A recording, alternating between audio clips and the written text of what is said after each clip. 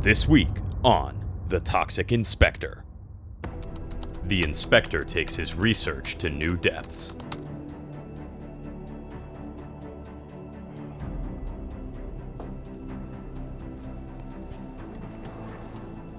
Woo-wee.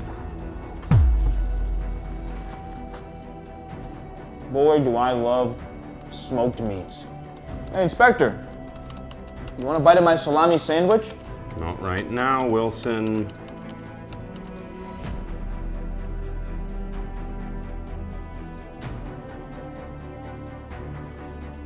You want a bite of my salami sandwich? Sodium nitrate. By Jove, Wilson, I've solved it! Sorry, Wilson, but that sandwich is so toxic, it's practically radioactive.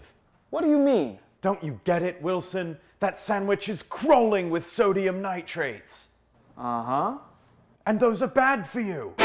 Oh, no. It's true. If you take a look at the ingredient list on a pack of bacon, jerky, or hot dogs, you'll probably spot sodium nitrate. This salty preservative is used in all kinds of pre-packaged processed meats.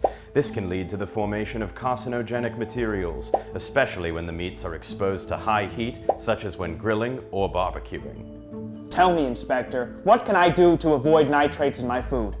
Luckily, that's easy. The best way to steer clear of nitrates is simply to avoid processed meats entirely.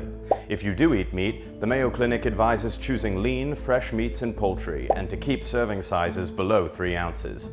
It also can't hurt to buy organic. No kidding. It's really that easy? That's right, Wilson, old chum, it's that easy. Inspector, I only brought one lunch. You think you could take me to Chipotle or something? Don't miss an exciting new episode of The Toxic Inspector, only on Dherbs TV.